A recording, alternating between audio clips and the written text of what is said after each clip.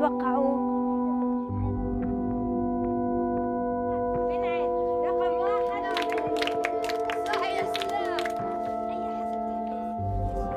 بلشت أعمل جلسات تنشيط للأطفال وأتطوع في المؤسسات المحلية. لقيت في صدى على عقولهم، لقيت الأطفال ناسيين تعليمهم، ناسيين طفولتهم، فبلشت أفكر كيف بدي أساعد هدول الأطفال.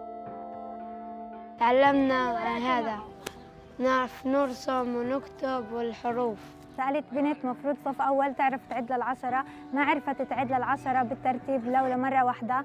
بالإضافة إنه لقيت بنت أكبر، يعني هذيك بررت لها بحكم إنه ما لحقت المدرسة. طيب بنت بصف خامس ما بتعرف تكتب اسمها غير بالعامية، فلقيت هنا مشكلة ومعضلة كبيرة بحاجة إلى حل، لعند ما طلعت بفكرة مبادرة School Without Borders.